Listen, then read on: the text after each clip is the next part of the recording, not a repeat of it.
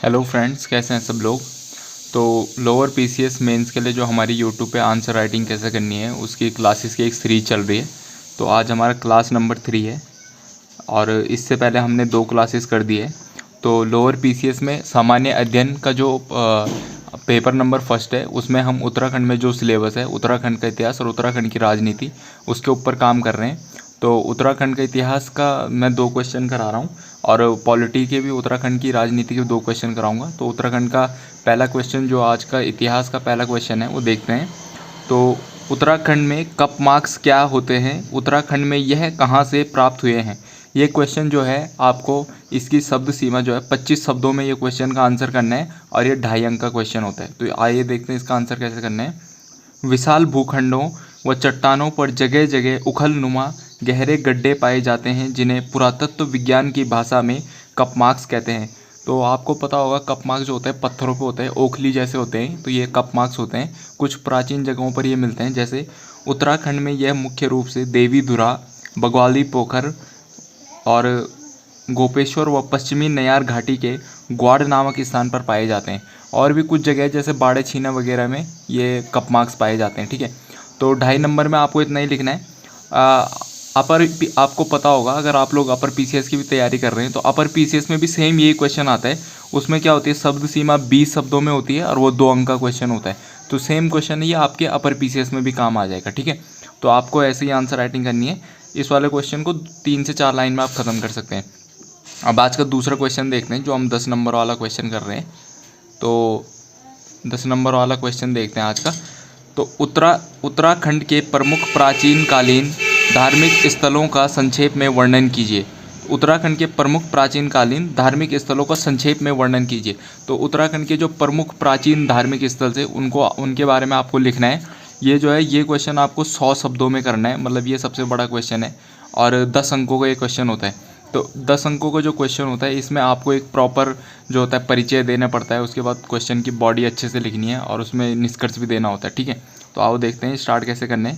उत्तराखंड, जिसे देवभूमि भी कहा जाता है, अपने अद्वितीय प्राचीन स्थलों के लिए प्रसिद्ध है। यहाँ के प्रमुख प्राचीन स्थल निम्न हैं। तो आपको ऐसे डायग्राम आप बना सकते हैं। तो प्रमुख प्राचीन स्थल में हमने क्या कर दिया, कालसी, लक्ष्मण झूला, राम झूला, पांडव लीला स्थल कर दिया, व दूनागिरी हो गया, जागेश्वर धाम हो गया, बागेश्वर धाम हो गया और कटारमल सूर्य मंदिर। तो ये यहाँ के प्रमुख प्राचीन स्थल थे। ठीक है, अब इनके बारे में डिस्क्राइब करना है, क्योंकि 10 नंबर का क्वेश्चन है तो अच्छे से डिस्क्राइब करना है इसको। ठीक है, तो आइए देखते हैं इसके बारे में, अच्छे से पढ़ते हैं। ठीक है, तो आपको ऐसा डब्बे में बॉक्स करना है, प्रमुख प्राचीन कालीन धार्मिक स्थल, उत्तराखंड के प्रमुख प्राचीन कालीन धार्मिक स्थल। तो सबसे पहले जागेश्वर धाम के बारे में पढ़ देते हैं। तो अल्मोड़ा जिले में जागेश्वर धाम अल्मोड़ा जिले में स्थित है। यहाँ पर कुल मिलाकर 124 छोटे और बड़े मंदिर है। पहले ज़्यादा थे लेकिन अब ये इतने ही रह गए हैं। और जो जटागंगा नदी के किनारे स्थित है, जागेश्वर धाम क्या है, जटागंगा नदी के किनारे स्थित है। इसका निर्माण जो हुआ था 9वीं से 13वीं सदी के आसपास हुआ था। माना कत्यूरी राजाओं ने इसका लगभग कत्यूरी राजाओं ने और चंद राजाओं ने इसका निर्माण कराया था। ठीक है, उसके बाद जो है निर्माण शैली की दृष्टि से ये नागर शैली में आता है। और प्रमुख देवता जो है इस मंदिर में, प्रमुख देवता मंदिर के प्रमुख देवता कौन है, भगवान शिव की यहाँ पे पूजा होती है। एक है बागेश्वर धाम। बागेश्वर धाम जो है बागेश्वर जिले में स्थित है। यहाँ पर सरयू और गोमती नदियों का संगम होता है। अब फ्रेंड्स, मैं आपको बता दूँ, जो ये बागेश्वर धाम है, बागेश्वर धाम में अगर यहाँ पर परीक्षावाणी की दृष्टि से देखें, जो बागेश्वर है, बागेश्वर में हमारा सरयू, गोमती और अदृश्य सरस्वती गंगा का संगम होता है। ये परीक्षावाणी में लिखा हुआ है। और जो ये बागेश्वर धाम या बैजनाथ धाम है, यहाँ पे किसका होता है, यहाँ पे जो होता है सरयू और गणेश गंगा का संगम होता है। तो आप लोग इसे चेक कर लेना, ठीक है, एक बार। बाकी यहाँ पे जो है बागेश्वर धाम में सरयू और गोमती नदियों का संगम होता है। इसका निर्माण कत्यूरी राजाओं ने किया था। यहाँ का प्रमुख मंदिर बागनाथ मंदिर है, जो भगवान शिव को समर्पित है। उसके बाद हमारा तीसरा प्रमुख प्राचीन स्थल है कटारमल सूर्य मंदिर। तो कटारमल सूर्य मंदिर अल्मोड़ा जिले में स्थित है। यह मंदिर भगवान शिव को समर्पित है। इसका निर्माण कत्यूरी राजाओं ने 9वीं सदी में किया था। ठीक है, तो कटारमल मंदिर के भी बारे में आपने इतना लिखना है। और ये मंदिर, जो कटारमल मंदिर जो है, ये भगवान शिव को समर्पित है। ठीक है, उसके बाद लक्ष्मण झूला और राम झूला। तो लक्ष्मण झूला और राम झूला देहरादून के ऋषिकेश में गंगा नदी के ऊपर है। लक्ष्मण झूले का निर्माण जो हुआ था, लक्ष्मण झूले का निर्माण 1929 में हुआ था और राम झूले का निर्माण 1986 में हुआ था। एक लाइन अगर आप इसमें ऐड करना चाहते हैं तो आप लिख सकते हैं लक्ष्मण झूला और राम झूला जो है ऋषिकेश की संस्कृति और प्राचीनता को दर्शाता है। ठीक है, लिख सकते हैं आप, वैसे ज़रूरत नहीं है क्योंकि 10 नंबर में आपको 5-6 के बारे में डिस्क्राइब करना है तो इतना बहुत है। अब पांडव लीला स्थल, तो पांडव लीला स्थल भी एक प्राचीन कालीन स्थल था हमारा। तो ये प्राचीन कालीन स्थल था, तो ये गुप्तकाशी रुद्रप्रयाग जिले में स्थित है। यहाँ पर यह स्थल जो है महाभारत काल से जुड़ा हुआ है, क्योंकि पांडव है तो पांडव जो है पांडव लीला स्थल है तो महाभारत काल से जुड़ा हुआ है। और यहाँ पे क्या होगा, यहाँ पे जो पांडव थे इनकी कहानियों को लीला के रूप में प्रस्तुत किया गया है। ठीक है, आपके इसके बारे में आपको इतना ही लिखना है। उसके बाद आता है हमारा कालसी। तो कालसी भी एक प्राचीन कालीन स्थल है। यह देहरादून में स्थित है। यहाँ से 253 ईस्वी पूर्व का मौर्य सम्राट अशोक का शिलालेख मिला है। प्राचीन समय में यह स्थान बौद्ध धर्म के प्रचार का मुख्य केंद्र था। ठीक है, तो यहाँ पे जो है मौर्य सम्राट अकबर का एक शिलालेख मिला हुआ है जो आपको 253 ईस्वी पूर्व का है। अब आप लोगों को मुझे कमेंट करना है कि जो कालसी है यहाँ पे किन नदियों का संगम होता है। ठीक है, तो आप मुझे कमेंट करके ये चीज़ बता दीजिए।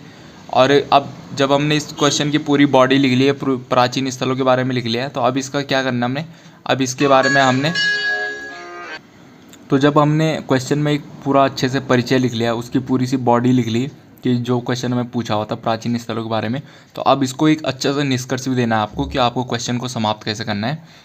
तो हम लिखेंगे इन स्थलों का, जो भी प्राचीन स्थल थे, इन स्थलों का ऐतिहासिक और धार्मिक महत्व उत्तराखंड को भारत के प्रमुख प्राचीन स्थलों में से एक बनाता है।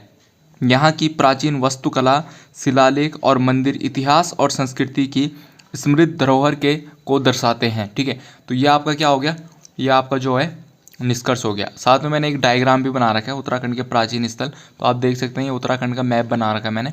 और यहाँ पे जो है मैप में जो है जैसे देहरादून में कालसी हो गया, रुद्रप्रयाग में पांडव स्थल, तो ये इनके जिलों के अकॉर्डिंग मैंने क्या कर रखा है, इन प्राचीन स्थलों को दर्शा रखा है। तो यहाँ पे क्या होता है, अगर आप डायग्राम थोड़ा यूज़ करते हैं तो आपको ज़्यादा नंबर मिल सकते हैं एग्ज़ाम में, तो आप डायग्राम भी यूज़ करें। ठीक है, तो दोस्तों उत्तराखंड के इतिहास तो हमने कर लिए हैं 2 क्वेश्चन। अब उत्तराखंड की राजनीति में भी जो है सामान्य लोअर पीसीएस सामान्य अध्ययन पेपर फर्स्ट जो है उसकी आज क्लास 3 चल रही है और इसके भी मैं आपको 2 क्वेश्चन कराने वाला हूँ। ठीक है, तो सबसे पहले क्वेश्चन देखेंगे 2.5 अंक वाला। तो ग्राम सभा से क्या तात्पर्य है, उत्तराखंड की राजनीति क्वेश्चन है, ग्राम सभा से क्या तात्पर्य है। शब्द सीमा जो है 25 शब्द में इसका आंसर लिखना है, 2.5 अंक का क्वेश्चन होता है। तो स्टार्ट करते हैं। ग्राम सभा पंचायती राज व्यवस्था का सबसे बड़ा और प्रारंभिक निकाय है। ग्राम सभा गांव के लोगों की सभा होती है जिसका अध्यक्ष ग्राम प्रधान होता है। 18 वर्ष या उससे अधिक आयु के लोग जिनका नाम मतदाता सूची में पंजीकृत हो वो ग्राम सभा के सदस्य होते हैं। तो बस ये आपको ग्राम सभा के बारे में इतना ही लिखना है। ठीक है, तो ये आपका 2.5 अंक का क्वेश्चन हो गया। अब 10 नंबर वाले क्वेश्चन के ऊपर देखते हैं।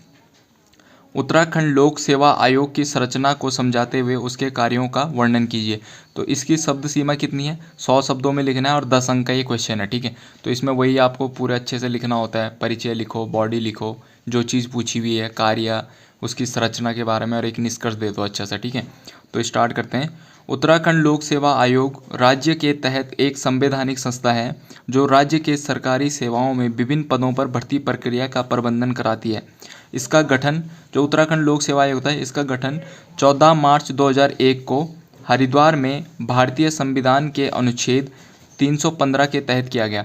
तो लोक सेवा, किसी भी राज्य के लिए लोक सेवा आयोग का गठन किया जाता है संविधान के अनुच्छेद 315 के अनुसार। उत्तराखंड लोक सेवा आयोग का गठन कब हुआ 14 मार्च 2001 को, और कहाँ पे हुआ, हरिद्वार में हुआ। ठीक है, तो ये तो परिचय हो गया। अब क्या पूछा इसने पूछा होता है कि इसकी संरचना के बारे में बताइए। तो संरचना देखते हैं क्या है इसकी संरचना है। इसको डब्बे में आप लोग भी बॉक्स बंद कर लेना। मेंस भी सेम आपको ऐसे ही लिखना है। ठीक है, इसमें एक अध्यक्ष और 6 सदस्य होते हैं। इनकी नियुक्ति राज्य का राज्यपाल करता है। इनको राष्ट्रपति द्वारा सुप्रीम कोर्ट की सलाह पर हटाया जा सकता है। इनको राष्ट्रपति द्वारा हटाया जा सकता है संघ लोक सेवा आयोग के अध्यक्ष को, सदस्यों को और अध्यक्ष को। ठीक है, उसके बाद जो संघ लोक सेवा आयोग के जो सदस्य और अध्यक्ष होते हैं इनका कार्यकाल 6 वर्ष या 62 वर्ष की आयु जो भी पहले हो, इतना इनका कार्यकाल होता है, ठीक है। उसके बाद इसके वर्तमान अध्यक्ष कौन है? डॉक्टर रविदत्त गोदयाल। अगर आप इसमें एक लाइन और ऐड करना चाहते हैं तो वही लाइन आप ऐड कर सकते हैं कि उत्तराखंड संघ लोक आयोग, उत्तराखंड लोक सेवा आयोग का गठन कब हुआ था? 14 मार्च 2001 को, ठीक है। बस अब इसकी संरचना को भी हमने दर्शा दिया है। अब क्या करते हैं, इसके प्रमुख कार्यों के बारे में बात करते हैं कि इसके प्रमुख कार्य क्या हैं, ठीक है। तो प्रमुख कार्य क्या हैं? राज्य द्वारा विभिन्न विभागों की भर्ती प्रक्रिया का प्रबंधन करना, योग्य उम्मीदवारों का साक्षात्कार और अंतिम चयन प्रक्रिया का निर्धारण करना, नई विज्ञप्ति निकालना और जो है नए रिजल्ट जारी करना, अभिलेख सत्यापन करना, ये सारे के सारे इनके काम हैं, ठीक है। उसके बाद अब परीक्षाओं के लिए पाठ्यक्रम जो सिलेबस वगैरह होता है उसको तैयार करना, दुर्घटनाग्रस्त सिविल सेवकों को मुआवजे के लिए सिफारिश करने का काम भी करते हैं। बाकी राज्यपाल संघ लोक सेवा आयोग को कुछ अन्य काम सौंपता है, तो उसकी रिपोर्ट भी है अपने हिसाब से, अपने जो इसके सदस्य होते हैं वो तैयार करते हैं, ठीक है। तो ये हमारे इसके कार्य हो गए। अब आपको इसकी एक निष्कर्ष भी लिख देना है छोटा सा, तो आप निष्कर्ष के ऊपर बात करते हैं। अतः उत्तराखंड लोक सेवा आयोग राज्य की सरकारी सेवाओं में योग्य उम्मीदवारों को चयन करने में महत्वपूर्ण भूमिका निभाता है। साथ ही आयोग की कार्यप्रणाली राज्य के प्रशासन व्यवस्था को मजबूत करती है, ठीक है। तो जो ये आयोग है इसकी कार्यप्रणाली क्या करती है? राज्य के प्रशासन की व्यवस्था को मजबूत करती है। तो जो हमने आज जो है उत्तराखंड की राजनीति के दोनों क्वेश्चन कर दिए हैं, एक 2.5 अंक वाला और एक 10 अंक वाला। होपफुली आप सब लोगों को जो है वीडियो पसंद आ रही होगी। अगर आपको वीडियो पसंद आ रही है तो जो है मेरे टेलीग्राम चैनल को आप लोग ज्वाइन कर लीजिए। चैनल को ज्वाइन कर लीजिए आप लोग। सब कुछ फ्री करवा रहा हूँ मैं। और यहाँ पे मैं क्या करा रहा हूँ, टेलीग्राम में जो है मैं डेली के डेली क्विज़ करवा रहा हूँ। वीडियो वीपीडीओ हो गया और आपका अपर पीसीएस का जो परीक्षा आने वाली है उसके लिए, और ये सारी चीज़ें फ्री में हैं और एकदम सिलेबस के अकॉर्डिंग करवा रहा हूँ। तो आप लोग मेरे टेलीग्राम चैनल को ज्वाइन कर लीजिए। इसका लिंक मैं डिस्क्रिप्शन बॉक्स में दे दूँगा। तो अगर आपको वीडियो पसंद आई तो फ्रेंड लाइक शेयर सब्सक्राइब कर दीजिए। और मिलते हैं नई वीडियो के साथ परसों। कल के लिए आपको ये याद करना है, परसों नई वीडियो आएगी। तो सब लोग अपना ध्यान रखिए।